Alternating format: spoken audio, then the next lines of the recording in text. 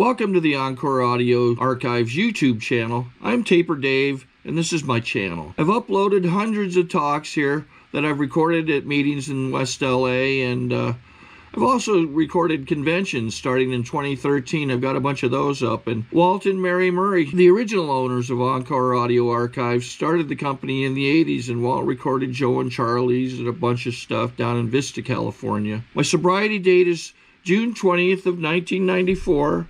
I hope you find something you like, so please like and subscribe to my channel and comment down below.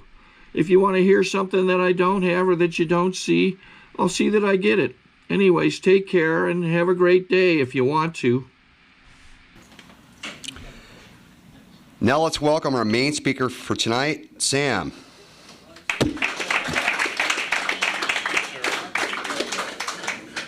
Hi, my name's Sam Kent. I'm a grateful recovering alcoholic. I like to have 2 drinks when I speak, so I'm already set. This is good.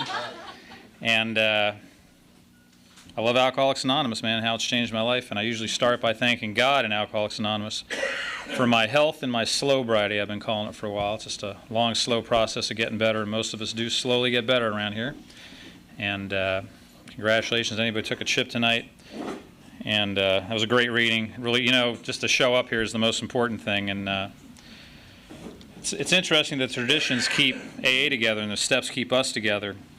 At least that's the way I was told a while ago. And there's so much great information in these books. I hope you guys will read them one day, those who may not have yet. And I keep reading the thing over and over again because I'm pretty sure someone gets in here once in a while and changes things around, and I read stuff I don't remember from before. And I think I need a lot of reminders, because if you're like me, you're a slow learner and a quick forgetter. At least a lot of alcoholics are, and I know I'm one of them. And I think a lot of us sometimes forget where we came from, and maybe that leads to relapses sometimes. It is a dis-ease of relapse, but it's a program of recovery. And recovery means to regain your health. And there's 3 areas there: mind, body, and spirit. And you know, when I got here, I was just really sick of the way my life was. And I didn't know there was a better way of life. I certainly didn't know anything about this, or why guys would hold hands or hug each other or pray after me. You know, it was kind of weird to me. Now I mainly go to men's stags. My home group, if I have one, would be it's an old Uncle John's meeting, one of the split-offs from Uncle John's that was at a restaurant, the Sizzler, when I started going to it about a little over 14 years ago. I guess I started going to that meeting after I'd been around for a little over 2 years. It took me 27 months to get a year because I did it my way in the beginning, which didn't work too well. And then I started going to that meeting, and then moved to Mario's in the 3rd Street Promenade. Now it's at a restaurant called Bravo. It's every day at noon, and Thursday night there's a book workshop at 7:30, which is how I'm getting to know my friend Mark here, the first speaker, a little better. We read the books a paragraph at a time and then talk about the paragraph after we're finished. And some nights we only read a page or 2 because we talk so much about the paragraph read. It depends what's in the paragraph. I mean, some paragraphs you kind of just go, okay, and you have to move on. But a lot of them we kind of go into, and we try. Well, in the format it says it's not an intellectual exercise, it's a spiritual exercise. Oh, it's also not supposed to be an emotional exercise, but a spiritual exercise, so we can all recover together and better learn how to carry this message. Not Sam's message, not Mark's message, but Alcoholics Anonymous message. Like one of the traditions here, the primary purpose is to carry AA's message. And there's no authorities in Alcoholics Anonymous, which is nice. And I'm just another drunk who's been sober a little while, who's read this book a little bit and has gotten a lot more comfortable in my own skin. And I know there's no finishing line here, no graduation ceremony. I just hope I never lose my enthusiasm for this deal. I still go to a lot of meetings. 10 years ago, I moved to a townhouse about 4 blocks from here. I probably have only averaged a meeting here a week or so. This is actually my 4th meeting here since Friday, and I think my 8th meeting overall since Thursday, because I have the time to go to meetings and I like going to meetings, and I'm really lucky in that respect. And Mark said it, you know, AA will ruin your drinking. At least I hope we do that if you're new. It's probably already ruined, though, if you're anything like us. It's probably pretty fucked up, and that's how you end up in rooms like this, because I don't know anybody who comes to AA on a winning streak. I mean, if it was great and still working out there, we'd still be out there. But if you're like me, it wasn't working too well at the end. And if you're like me, maybe you were drinking one day at a time at the end, thinking maybe tomorrow I'll get sober, and not realizing why each day that would come up, I would again pick up something. I did a lot of drugs alcoholically too. I smoked a lot of weed alcoholically, you know, that non-habit forming marijuana. that I smoked every day, all day long for 17 years. I don't know what the problem was, but I know when I smoke weed, I get thirsty. And when I get thirsty, and I start drinking alcohol, well, now I'm tired because it's weed and alcohol. Well, now I need something to pick me up. And all of a sudden, it's 3 days later. And my first thought might have been, I'm just going to like take a bong hit this morning. Or so, you know, and it was the same shit over and over again towards the end. I was not having much fun at the end. The end of my drinking and using, I was alone in my apartment with a 45 on my lap looking through a peephole, waiting for some of the Shoreline Crips to come up and rob me at gunpoint like they had another drug dealing friend of mine. I was not the drug dealer that Mark worked for, but you could have worked for me. You would have probably been a fine employee. I see that in you, and I don't miss that old way of life, man. I don't miss hangovers. I don't miss freaking out when I'd see a cop behind me. I mean, now if a cop's behind me, as long as I'm driving like a normal person, I don't have anything to worry about. There's nothing in the car. I'm not under the influence of anything if I was to be pulled over. And I generally drive, you know, normal. I adhere to the speed limit, stop at stop signs and all that stuff. And it's just amazing I never got a DUI before. And I taught at a DUI school for years and ran drug diversion programs for years. And after I got sober. Yeah, that'd have been great. Getting wasted and running a PC 1000 drug diversion program. And no, I was sober a couple years before I got into that field. I originally went to my first meeting in February of 1990, and because I'd seen a friend get sober and saw his life get better. And I thought, well, if Mike's life can get better, maybe mine can get better. And Mike was that guy that was worse than me. And you know how there's always somebody worse off than you, so therefore you don't have a problem because look at that guy? Mike was that guy, you know, and he had a problem smoking crack like a gentleman. And and he was a big drinker, you know, and did a lot of other drugs at times, but crack and alcohol really, it made him a homeless man for a while. And then he got sober, and he had about a year of sobriety, and he thought he could just drink beer again. And I'm still in my disease at the time going, Mike, I don't know if that's such a good idea. This is probably 87 or 88 or so, probably around 88. Because he got sober again in February of 89 and really started getting his life back together. And he would mention these meetings to me, and he'd say, you know, there's cute girls at the meetings, and there's these big social meetings. I'll take you one night. And I was just so miserable at the end of my drinking and using and holed up alone. I was talking to somebody about isolation today and how alcoholics will treat their loneliness with isolation. That's our solution. I had some pretty fucked up solutions before I got here. Like when I was 20 years old and I had kidney problems because I was such a trash can, I thought I've got to stop taking all these pills that I'm taking. I'd quit hallucinogenics already. I'd quit shooting liquid Tolwyn, which is like Demerol, which is a nice synthesized opiate.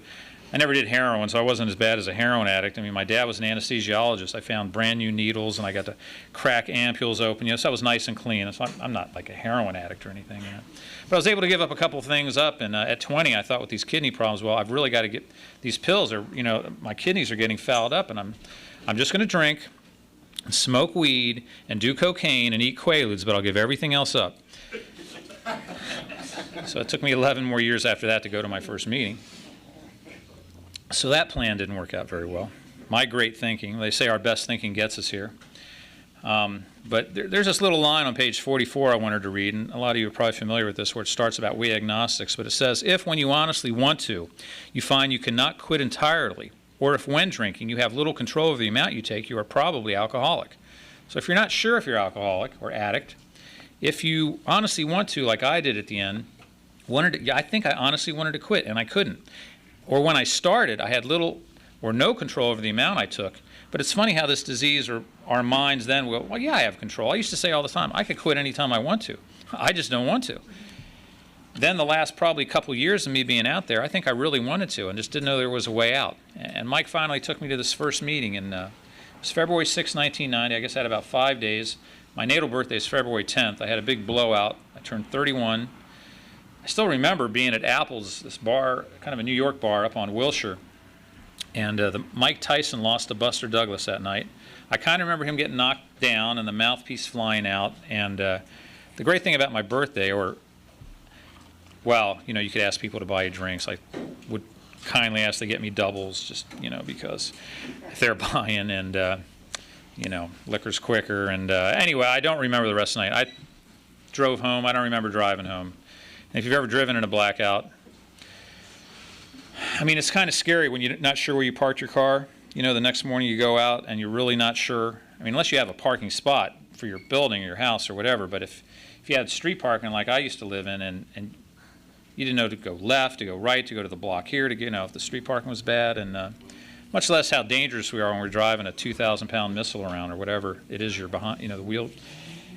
It's scary, but I think a lot of us have done that. And if you were like me, you were probably selfish and didn't care. You just wanted to get home, and you were too cheap to get cabs, and et cetera, et cetera. And but if this is the case for me, if I'm probably alcoholic, I might be suffering from illness which only a spiritual experience will conquer. And then it goes on to say, to be doomed to an alcoholic death or to live on a spiritual basis are not always easy alternatives to faith, to face. But you think it would be. Because if I said, you're going to die of this disease, or I want you to try this God thing, this step thing, and you won't die of this disease, there's a lot of other diseases out there. If I told people this, you won't die of cancer. If you read this book, and you work with other cancer patients, and you try the 12 suggestions in this book, you will not die of cancer. Now, don't you think every person in a cancer clinic would crawl out of their beds for that solution? But if you tell an alcoholic this, why is it so many of us won't do the work it takes to become recovering alcoholics, and therefore to regain our health and become better? And this is the only disease I know of you can have where you can actually become better, a better person, a better human being. Most other diseases, you're debilitated, you're never quite as good. But the solution to our disease, you become a better human being most of the time. Not everybody here does, I guess. I mean, it's if you've been around a while, you've seen a lot of people come, and there's that old line, if you take a drunk horse thief and sober him up, all you have is a sober horse thief. And all they do is get sober. That is, you know, again, more opinions maybe, but a lot of people simply stop drinking or drugging. And they don't learn how to live a comfortably clean and sober life. Although, some people then relapse, get their ass kicked a little more. And when you get your ass kicked, you tend to become more willing to do it right the next time. What's kind of screwy with this disease is because it centers in the mind, it'll tell you, well, I'm getting it together again. I must be okay. I mean, I'm getting the house back, the car back. It's that old joke, it's like a country and western song in reverse. You get all this stuff back, and you can have this great life, and then you can say, I must be okay, because it's been, you know, for me, 15 years, 1 month, and 13 days since my last drink. So maybe now I could handle it. But if you're a real alcoholic, you will always have alcoholism. It's never a wasm. It's always an ism. And I will never, ever be able to drink like a normal person, whatever they are. And in the thing they read where it says, you know, science may one day accomplish this, what I didn't read right was it says they can't make a normal drinker out of an alcoholic. I think for years I read they can't make a non-drinker out of an alcoholic. We can actually make a non-drinker out of an alcoholic. I could get the 20 toughest guys I know. We could surround you. We could put you in a room with no booze, and we could make you be a person who doesn't drink anymore. And you may not be very happy about it, but I guess you could be in a facility where you cannot drink and you don't drink. But we can never become normal drinkers again. So I'm sorry if you're new and you're hoping if I just came here for like 60 days, maybe I can learn how to drink normally. That's not what A is about. A is to teach us a way of life where we also help others and get some kind of power in our life, because it says lack of power is our dilemma on this next page here. We had to find a power by which we could live, and it had to be a power greater than ourselves. Well, that's exactly what this book is all about, teaching us to get in touch with this power that will solve our problems with an S. I'm adding an S because it seems to, this way of life has its advantages for all, it says, but it just seems to be a way of life, and I think that's why there's so many different 12-step programs. It all came from Alcoholics Anonymous. This is the grandfather program. I'm a candidate for Narcotics Anonymous, Cocaine Anonymous, Marijuana Anonymous. I've been to Sex Addicts Anonymous. I went to a CODA meeting after I broke up with a chick. I've been to Al-Anon. Is that 7? I know I've been to 7 of them. And, but I come back here all the time because this is the grandfather program. There's a Marijuana Anonymous meeting up the street on Tuesday and Thursday nights at Grandview and Charnock. I still drop in there once in a while because I used to smoke so much weed alcoholically. I mean, when I got sober, I was coughing up black bloody phlegm. I smoked so much pot, and I was drinking just scotch or whiskey or bourbon or tequila because, again, liquor's quicker. And I know there's scotch whiskey and bourbon whiskey. You know, I never knew what was what. I just knew that shit worked really fast and really well. And but I was miserable, alone with a 45 in my lap looking through a peephole, like I had said. And I guess that was my bottom, I mean,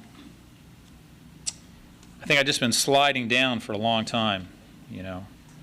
And when you hit a bottom, they say there's only one way to go, which is up. And what's kind of scary around here is you see people that you are pretty convinced must have hit their bottom. And maybe you were like this. Maybe you thought, I cannot go any lower. And then somehow they managed to go lower. And the lowest we can finally get is 6 feet under, which is kind of scary. But it is sad when you think this person has got to be through, man. They've got to be done. They've got to be beaten up. And they are beaten up, but they're not through. It just scares me how this disease can trick us into getting loaded again. Because there's a million excuses to get loaded, but no good reasons for people like us to ever pick up again. But we do. I might one day. I don't know. I know the closer I stay to Alcoholics Anonymous, the further I am from a relapse.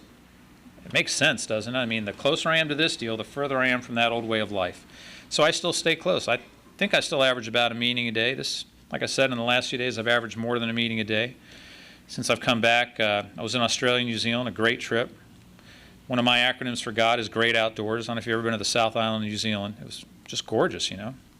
I think I found God in the great outdoors in 1992 in Glacier National Park. And that is a beautiful place. I used to tell, when I've worked in a lot of treatment centers, and I'd talk to suicidal people, and I would ask them, have you ever been to Glacier National Park? And most of them would say no. And I say, well, you can't kill yourself yet. You've got to go see what Glacier National Park is like. Or a place like Lake Powell.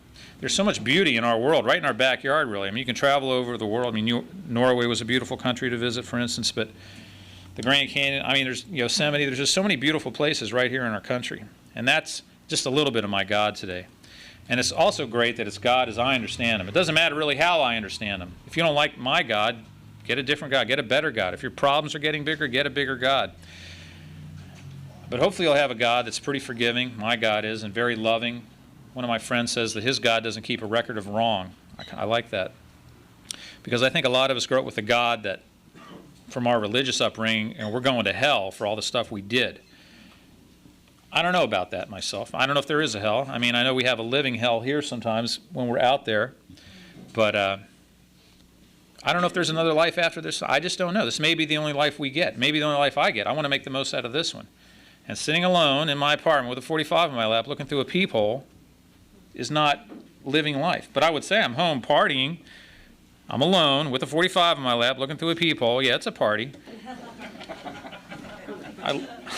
I lived upstairs on the second floor of this building, and I didn't want to see people towards the end. I mean, I was still a little bit of a drug dealer, and I would just put bags underneath the little carpet outside my door, and I'd wait to hear steps come up, and they'd leave the money, and I'd wait a couple minutes, and I'd grab the money, and it's just miserable way of existence. You know, I'd look outside on these beautiful weekend days, and I should really get out there and do something, but so-and-so's coming in a while, or okay, you know, and then so-and-so's coming, and I just got to stick around, and maybe tomorrow I'll get out there and live life. And now I go out there and live life. I mean, list everything you can think of doing other than getting loaded. List stuff you used to like doing if you're still physically capable of it. List a few things you've always wanted to get around doing. And once you get sober, now everybody here I hope is sober, but start living your life again, or start going back to a lot of these things you used to do. Because I would have people write that list out, and I'd have them look at criteria like, do you need other people to do the activity? Is it an expensive or inexpensive activity? How long has it been since you've done the activity? And what are your top like 5 or 10 favorite things on this list? And people would find like most of their favorite stuff they hadn't been doing because they'd been alone in their place, locked up, or smoking crack in a closet. So when they say our word gets really small, when we're out there, when you're alone in your fucking closet smoking crack, well, that's not living life to me. But at the end, for a lot of us, we didn't know any better. And I didn't know about this deal, like I said, till I got here in February '90, and I didn't look at a step when I got here. I looked at the pretty girls in the rooms. I went to a lot of big social meetings and looked for my future ex-wife. That's not what AA is about. Oh, and I found her. You can find her. And I think I was talking to Dave today about that old line, when two newcomers start dating in AA, sometimes it's like two trash trucks colliding, shit flying all over the place. It's really messy, and often it makes one or both of them work the steps. That's the one thing. It happened with me after about 10 months. I'd met my higher power at about 90 days. Her name was Allison. Addicted to her, and had some problems with her, had some problems with work. People in my family started dying. And I used twice in my first 10 months, never told anybody, because it was just like 2 lines of blow one day. That's like a strong cup of coffee, for God's sake. What's the big deal? And another day I took a hit off an empty pipe and actually got very high, all the resin in the bottom.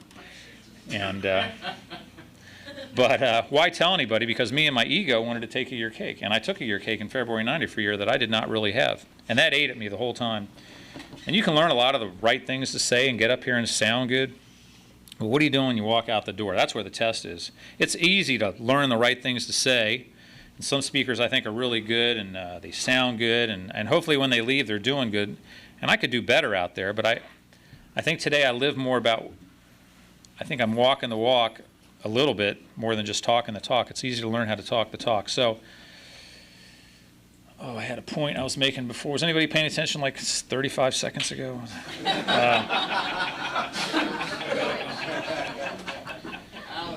Allison. 2 points, Frank. 2 points. Yeah, I loved Allison. I was crazy about Allison, like crazy. Maybe that's why the second stop talks about being restored. I like to say in the direction of sanity, but she was my first higher power, I think. Second girl I dated sober, and she's a great girl. I was just addicted to her. I was probably a little obsessive, compulsive, possessive with her. I think I finally scared her away after about 15 months, 14 months. Lost that job at UCLA I had for 9 years. 3 members of my family died in exactly 3 months and 3 days of one another. And I was out of work, and I was going to about 3 meetings a day. And on May 4th, 1991, I'd also kept booze in my house the whole time in case a normal girl might want to lighten up, and a little bit of weed, which I don't recommend keeping things like that in your house. I mean, some people do keep booze in there for the guests come over. I don't recommend that, because I eventually picked this bottle of Bushmills Irish whiskey up at about 10-something in the morning. I was supposed to meet my sponsor in a meeting and just started drinking this Bushmills Irish whiskey. That's the last thing I've drank up to this point. I hope it will continue to be the last thing I drank. But I saw a speaker a long time ago talked about how alcohol is the great ramrod of feelings, stuffer of feelings. The thing about hard liquor, when you drink it, it burns going down, and it kind of just burns that feeling in and out. That was the idea, I think. I just wanted to kill some more emotional pain. And I don't know, I was either a fifth or a liter, and I drank most of it really quickly and passed out. And when you drink a lot of hard liquor, when you wake up from that kind of drunk, I hate hangovers. I still don't miss hangovers, that's for sure. But I just woke up with another bad hangover, thick-headed, like it moves, everything hurts, and I don't miss that shit at all. And I had a bunch of messages on my machine, and I thought, I never told you about the first 2 times I got high this year. Now, I've really gotten fucked up this time. Okay, I really did, but people think I have 15 months of sobriety. So why let them know? Now, this is my ego talking, and my ego will kill me. And that silly line, my ego is not my amigo, is very true in this case. And but it was really eating at me, because it had been eating at me before that I took a year cake that I didn't deserve. And about probably 4 or 5 days after that, that was a Saturday, May 4th. I think it was Tuesday. I stood up at what at that time was my home group when they asked for newcomers, and I said I was a newcomer. And people looked at me, they didn't know if I was joking or they were, I mean, now I have 15 years, and 15 months then seemed like a long time. It is a long time, really. To have any length of sobriety for sick people like us is a pretty good thing. But when I finally stood up and got that off my chest, I felt like I wiped the slate clean. I got this nice fresh start. I don't have to carry this lie about the supposed sobriety date, which was a lie. February 10th, 90 was not my sobriety date anymore. I'm now on my, I guess, 4th sobriety date, which is May 4th, 91. May 5th, 91 would be my sobriety date, Cinco de Mayo. Now, I'm sure a lot of people have the 6th of May as a sobriety date, and July 5th, and January 2nd, and March 18th after St. Patty's Day, or any number of holidays. But I was lonely and not feeling good, and chose to kill the pain on May 4th, 91. And I'm really glad I got honest about that, because I'm sure it would have led to some more relapses where I would have probably tried to lie, not tell you. And I've seen this thing take so many people down. It is a killer disease we have, but we have such a curable disease. It just goes back to, it's a shame that a lot of us won't do the work it takes to stay comfortably clean and sober. Or they'll do it for a while and they'll get all these things back in their life and they'll get real busy. And the first thing they give up doing was the thing that gave them this great life back, AA, Alcoholics Anonymous. So I think it's good for me to have a healthy fear of relapse, a healthy fear of relapse. There is such a thing as healthy fears of not wanting to go back to that old way of life. They say if you forget your last drink, you're liable to repeat it. And I know we're always, this far away from our drink, an arm lengths away, which is kind of scary. When I flew to Australia with my sister who's not alcoholic, I have one who's an addict, and her son, and it's an overnight flight, and I sleep horrible on those planes. They were going to have a little red wine to help them go to sleep. And I'm thinking, I don't sleep good on planes. Why can't I have a little red wine just to medicinally help me go to sleep? And that seemed like a valid thought for like 18, 35 seconds. I don't know. I was really thinking, fuck, I could have. Anyway, I didn't have a drink because if I think it through, I never had a glass of wine in my life. I never stopped with just one anything, unless it was maybe one hit of acid, because one hit can do it if it's good. But one was not my number of things taken, So I can't have the first anything, is what I know today. I can't have the first anything. I can't do a little amyl or butyl nitrate. I can't do any number of things, But my mind, there was a time when I thought about getting some of that shit from the pleasure chest to enjoy with a girlfriend. If any of you have ever done that, you know what I'm talking about. And if you don't, where'd that come from? All right. Did I meet you in a blackout once? No, I'm just kidding. Just kidding. But I don't think that stuff's too good for the heart either. So when I thank God and A for my health and my slowbriety, going back to the health thing, I think I'm a little scattered tonight, but that's okay. Some of you know Matt Lattimore, and he just died 2 Sundays ago. And he was in great shape. He was about my age, in his late 40s, and he was in great shape. And he died riding his motorcycle from a heat stroke, dirt bike riding, and life is really precious. People get brain aneurysms and die, and they look like they were the picture of health. You never know. I never know. So it just goes back to making the most out of this life. And the damage we do to our bodies sometimes when we're out there sometimes catches up with alcoholics later in their sobriety, which is kind of a sad, scary thing. But if it's a disease of mind, body, and spirit, I think it's important for me to take care of those 3 areas every day. I pray every day. I do something to work out just about every day. Sometimes I do a couple things in a day. Maybe bike ride. I've been in a martial art for a long time. Maybe hit the gym. I just try to do something to take care of myself in that area. So the body and spirit, I don't know, when I'm doing something in those areas, it makes me feel better in my mind. I feel better about myself. And I have a little bit of self-esteem today. I think a lot of us come in here with low self-esteem. Maybe we have big egos, but with low self-esteem. So I've always heard if you want some self-esteem, do some esteemable acts. And if you've been here for a while, I hope you're helping other alcoholics, because that's how this thing started, 71 years and 8 days ago. That's A's birthday. It was 8 days ago. We turned 71. That's when, that was actually Bob's second sobriety date. Some of you know who Bill and Bob were. And, this guy Bill was almost going to pick up a drink. He looked at a list of church directories, I guess, and next to a bar, and he finally got a hold of someone at a church who told him about this guy Bob, who was a drunk. And if he hadn't gotten a hold of Bob that night, I don't think we'd be here today. It's just kind of amazing how this thing started with just one drunk talking to another one. And the fellowship we have today, I mean, what's great is I've traveled all around the world. I didn't get to meetings in New Zealand. I was in this 2-man camper van with actually one of my sponsees. I guess we had sort of meetings together. We read daily meditation books every morning and talked about the program a little bit. In Australia, I went to about 4 or 5 meetings. I've been in a meeting in a bomb shelter in Tel Aviv, Israel. That was about from here to the wall, that big, and it had one table in the middle and a fan over the table, and one side of the table said smoking and one side said non-smoking. I've been to a French-speaking meeting in Polynesia. I don't speak French. I've been in a Norwegian meeting that I thought they would speak English, and some did, but a lot of them spoke Norwegian, and it's a really weird language. I can't even pick up on it, but they say a word alcoholica or something like that, and I know I'm at home. And there were plenty of people that did speak English I could talk to before and after the meetings. I mean, I've been to meetings all over the world. I'm really lucky, and I have this fellowship wherever I go. And we have it pretty good here in Southern California. If you've been to other meetings around the country, you know we have it pretty good here.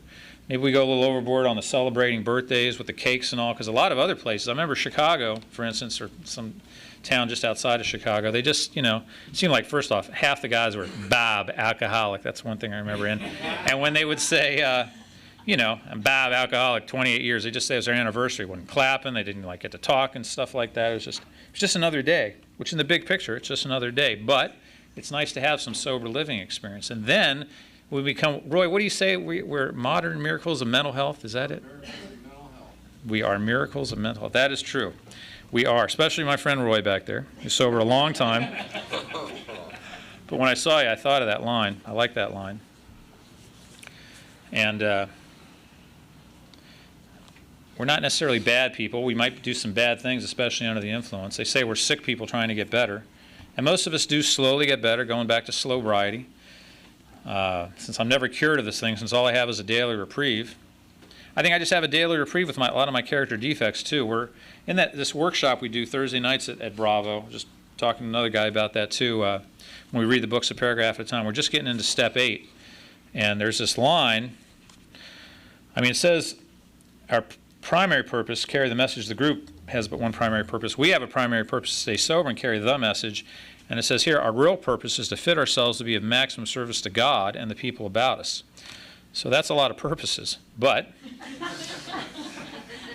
I don't know. That's just a line in the book that was repointed out to me this last week in the workshop, and it means a lot. I don't think I'm of maximum service to God all the times and to those about us, but I sponsor a lot of guys, and they help me a lot.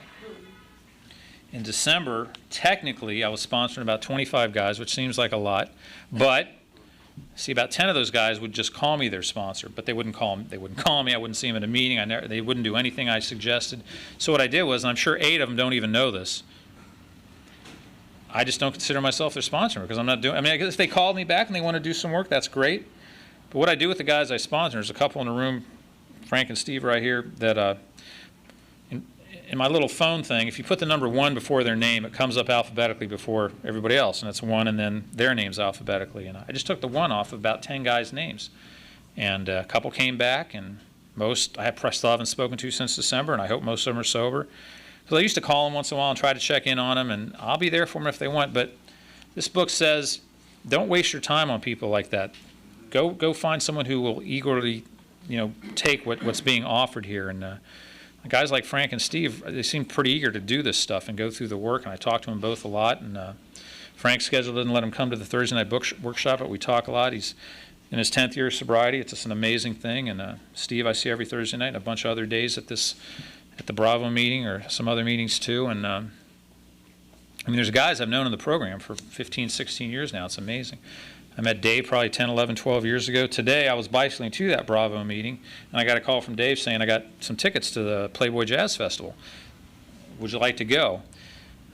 And I was thinking I could keep my bike ride going and get to Bravo, which I've been to thousands of times. But since this may be the only life I ever get, let me take advantage of the fact my friend Dave's got a free ticket, too, to the Jazz Festival. Pretty good seats, and go and enjoy ourselves sober. It was funny. I don't know how many bands into the thing. I finally smelled the smell of weed, which I still like the smell of weed. I just can't smoke it.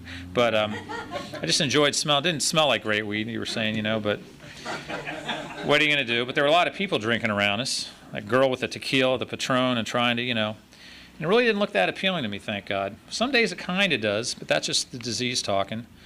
But that Patron, I'm thinking on a hot sunny day, drinking hot liquor out in the sun, it's just a setup for a bad feeling later, man. And I'm just beyond the point of having fun with drugs and alcohol. That fun is a long time ago. I waited till I was 12 years old to have my first drink. And I waited till I was 14 to start smoking pot. By the time I was 15, I was a trash can. And again, I was such a trash can when I was 20, I had those kidney problems I was talking about.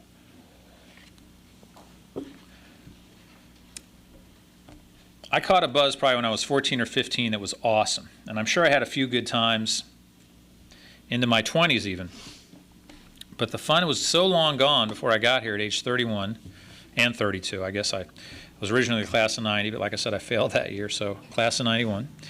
And the fun had been so long gone. And I think I looked for a buzz I caught when I was 14, 15 years old, and I chased that.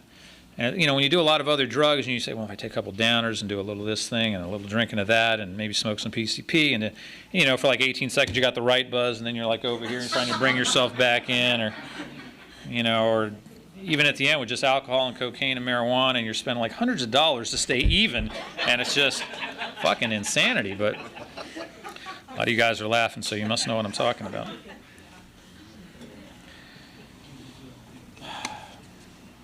I mean, I was born in Kansas City in 1959, and I grew up with this family, and my name is Sam Kent, that's my legal name, and I grew up in Kansas City as Tim Singer.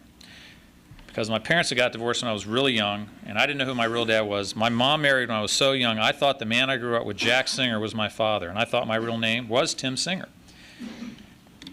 And when I was 7, I found out who my real father was, Victor Kent. Nice guy, doctor, lived in another state. My mom had tried to hide me from him for years.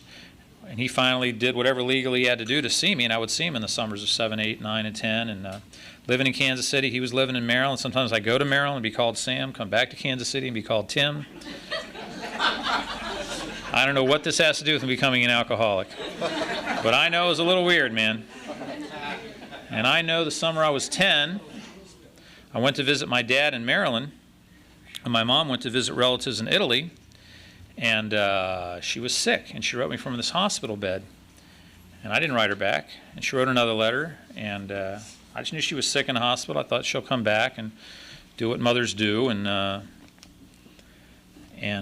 July 20th, 1969, my father sat me down and said my mom had died in Italy, and she had cancer. And I didn't know it. I just knew she was sick. And I knew that I hadn't written my mother back a letter, and I hated myself for that. I really thought it was a ploy at first to keep me in Maryland. I thought this was a lie. Every time the phone rang, I hoped it was going to be her. And fuck God. 35-year-old beautiful woman, mother of 3. I'm the oldest at age 10, and he killed my mother with cancer. So this is my attitude about God when I got here. At that point, 21, 22 years later. And I hated that little 10-year-old boy who didn't write his mom a letter back. And you know, I'm sober maybe a year or two. I don't even know how long I'd been in the program. Somebody said, why don't you write her a goodbye letter now? I'm telling you this story because this is one of the greatest things I've ever done to help set me free. They say the truth will set you free. And this particular thing, writing my mom a goodbye letter after 23 years after she died, really helped set me free. And it let me forgive that 10-year-old little boy who was me for not writing his mom. Because somebody said, you know, 10-year-olds aren't the best letter writers.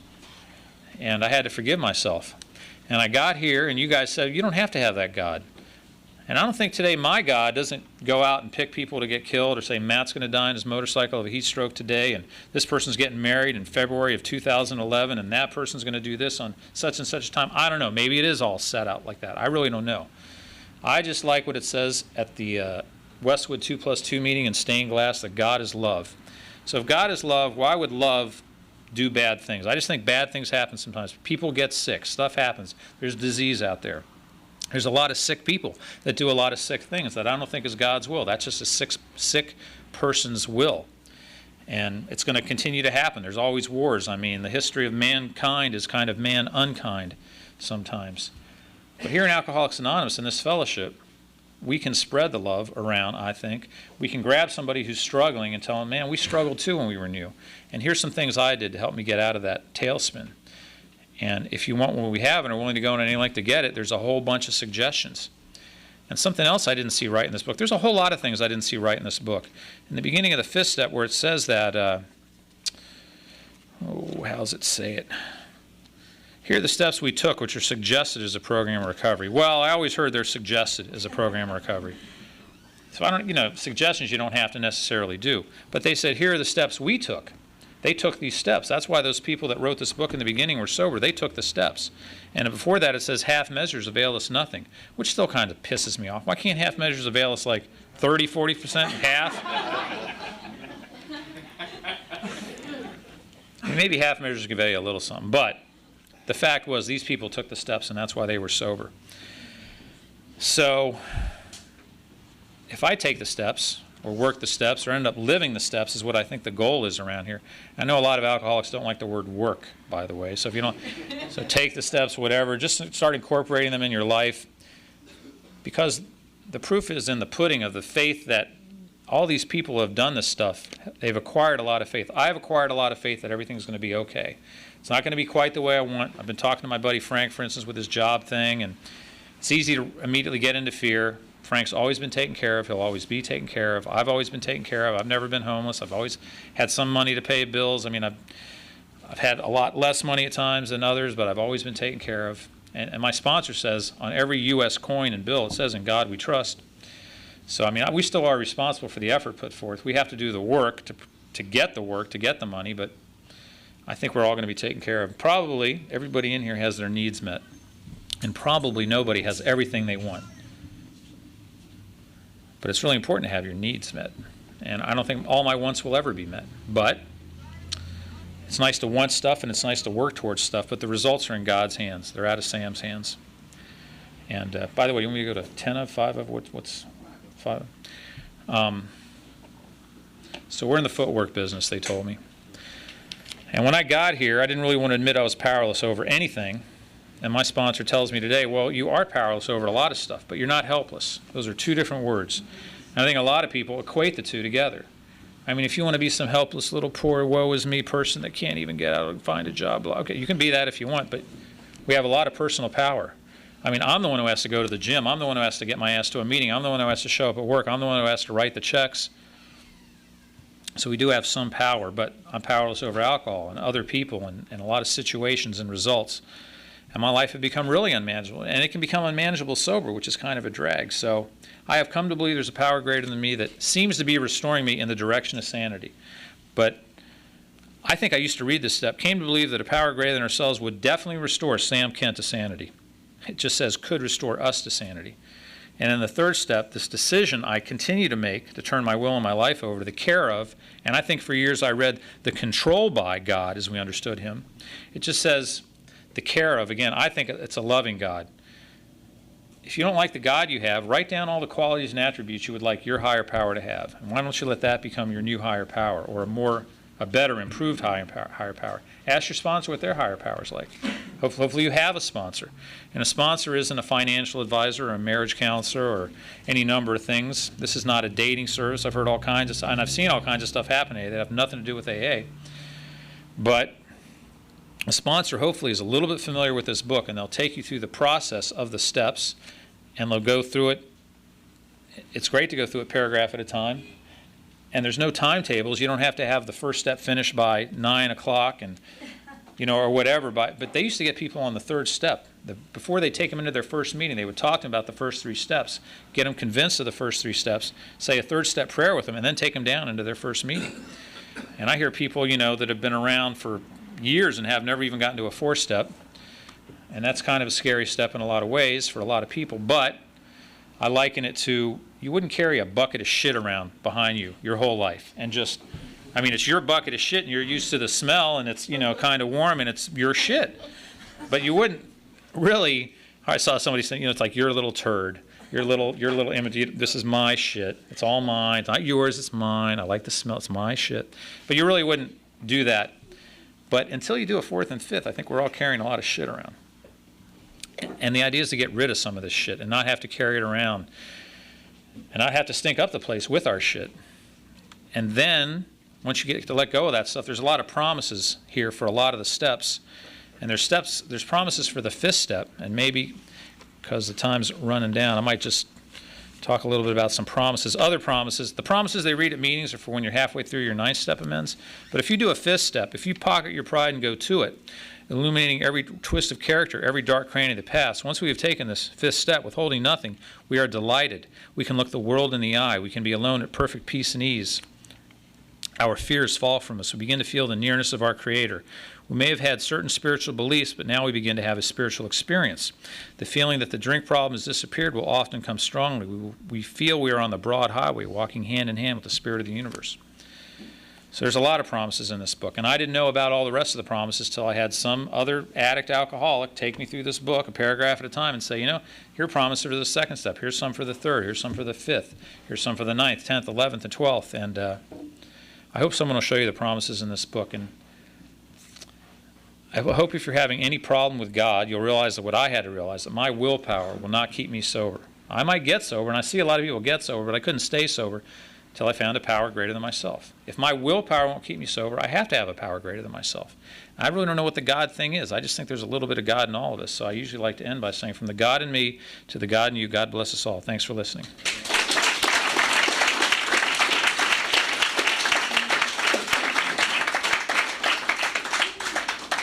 I think we got a great talk going on here. Thanks for watching the channel. Taper Dave here. Just curious, do you think this is better than Zoom?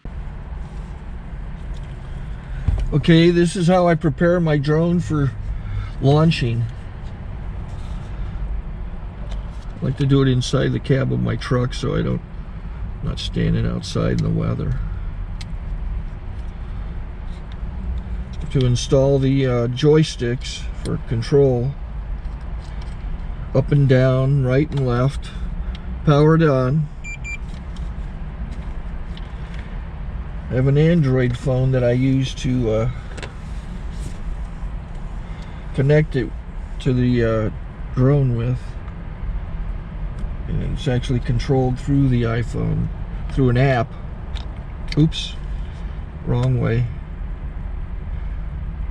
It's actually controlled through the iPhone, or through this Android phone, through the app. It's actually controlled through the Android phone, through an app, and you connect it through this short connection right here.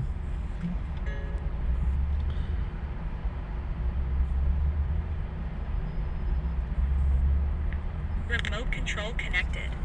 Remote control's connected. So I pull out the drone. I have to extend the legs. Long legs extended first, then the short legs. Remove the gimbal protector. Set that aside, then power it on one short burst and one long burst. I lay it down. So I have to go to calibrate. So the drone's not connected yet. It shows you here as this drone gets disconnected, even though the remote's powered on. So the drone has to establish it's connected. So I go into the app to calibration mode. First I'll calibrate the remote controller. Start calibration. Out, in, oop, out, in, up, down. And then this little wheel is to control the gimbal. So it's calibrated. Go to gimbal calibration, start calibration, and then it calibrates the gimbal. I don't know if that shows up. The gimbal's moving all over the place. Changes, you can see it on the video. And I'm calibrated to take off. It's acquired 7 satellites at the moment. There are 26 satellites up in the sky, which it has to acquire before you can take off. So it's connected. It's got enough satellites. This is white. I can go to press this little arrow button, swipe right to take off, and it would start the motors if I slid this to the right. But I'll wait till I get outside. Don't want to do it inside.